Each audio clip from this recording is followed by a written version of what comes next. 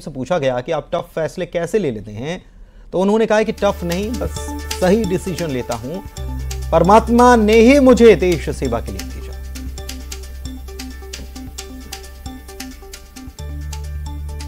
सुबह एक सवाल पूछ रहे थे, मैंने कहा मोदी जी से खुद ही पूछना डायरेक्ट।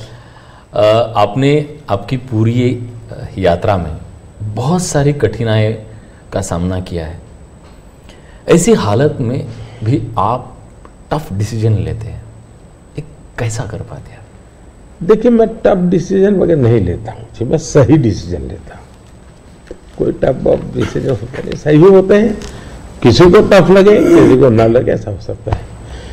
लेकिन फिर भी मैं सोचता हूँ कि ये सब कैसे होता है। जैसा अचरज आपको होता है, मुझे भी होता है कि मोदी ये कैसे करता है। फिर मैं सोचता हूँ नहीं, शायद परमात्मा ने ही मुझे इस काम के लिए भेजा हुआ है। मुझसे जो कुछ भी है वो कोई ईश्वरीय शक्ति करवा रही है, और वो ईश्वरीय शक्ति, ईश्वरीय प्रेरणा से मैं करता रहता हूँ। ये कोई परमात्मा की देन है। परमात्मा ने मुझसे कुछ काम लेना तय किया है, किसी पर्पज के लिए परमात्मा ने मुझे भेजा है। और इसलिए मैं ये जो बाकी तूफान चल रहा है उससे बहुत परे रहता हूँ। लेकिन इस तूफान में शांत कैसे रहते हैं? वही, मैं उससे परे रहता हूँ। मुझे शायद परमात्मा ने यही राह दिखाई है कि तुम उन चीज़ों में मत उलझो, तुझे कोई बड़ा काम करना है, तुम अपने काम में लगे रहो। तो परमात्मा का निर्देश है, परमात्मा की इच्छा है, परमात्मा की योजना है, और शायद ये उसी का मैं एक निमित्त हूँ, कुछ नहीं हूँ।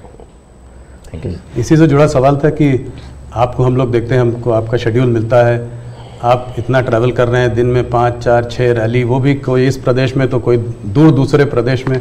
तो इस सब में आप फिट कैसे रहते हैं? कौन सी ऐसी शक्ति है जो आपको ये दृढ़ संकल्प दे रही है आगे बढ़ने का?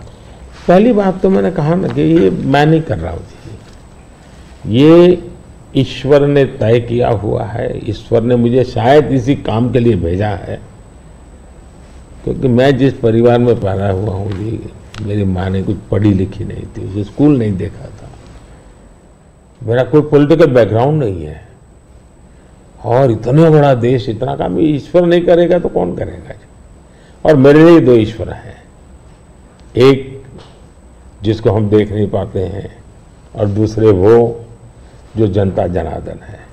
मैं जनता जनार्दन को भी ईश्वर का ही रूप मानता हूँ, और दूसरा परमात्मा के प्रति मेरी अपार श्रद्धा है। शायद परमात्मा ने मुझे इस काम के लिए भेजा है, जनता जनार्दन ने आशीर्वाद दिया है, शक्ति दी है। जहां तक मैं काम क्यों कर पाता हूं, मैं मेरे लिए जीता नहीं हूं, न मैं मेरे लिए जन्मा हूं। तो मेरे मन में हमेशा रहता है कि मुझे जितना समय मिला है उसका पल पल मैं देश के काम आऊं। जहां तक मैं दौड़ता मेरा लगता है लोकतंत्र एक बहुत बड़ा उत्सव है, फेस्टिवल है जी। ये जनता जनार्दन के दर्शन करने का अवसर है जी। हमें मौका लेना चाहिए, जितना जनता जनार्दन के दर्शन कर सकते करना चाहिए। लोकतंत्र का एक उत्सव है जिसमें संवाद होना चाहिए जितना ज्यादा। तो मैं इसको एक, जैसे हम घर में कोई बड़ी पूजा करते हैं ना, कैसे इन्वॉल्व होते हैं, मेरे लिए पूजा का समय है।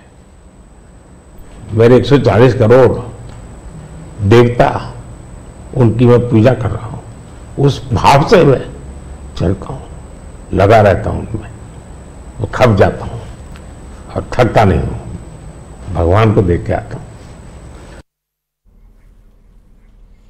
पीएम मोदी के न्यूज 18 पर दिए गए इंटरव्यू पर पीएचई मंत्री संपतिया उइके ने प्रतिक्रिया दी है और कहा है कि जो प्रधानमंत्री जी ने बोला वो दिख रहा है। पूर्व में जो कांग्रेस की सरकार थी उस समय SC ST OBC को ही अलग किया। ये बात सही है कि यशस्वी प्रधानमंत्री जी ने जो बोला है वो दिख रहा है। यशस्वी प्रधानमंत्री की मंशा है कि सबका साथ, सबका विकास, सबका प्रयास, सबका विश्वास, ऐसे भाव लेकर के काम करने वाले देश के यशस्वी प्रधानमंत्री जी ने जिस तरीके से काम कर रहे हैं, आपको बता दूं कि पूर्व में भी कांग्रेस की सरकार थी, उन्होंने जिस तरीके से ST SC OBC को ही अलग किया, और आज की अपनी भारतीय जनता पार्टी की सरकार है, जिन्होंने लगातार नेतृत्व कर रहे हैं, उन्होंने सबको लेकर के काम कर रहे हैं, सभी धर्म को लेकर के काम कर रहे हैं। ये बहुत अच्छी बात है, मैं भूरी भूरी प्रशंसा करती हूँ। और यशस्वी प्रधानमंत्री जी ने बोला है, बिल्कुल सही बोला है। ब्रेक लेंगे।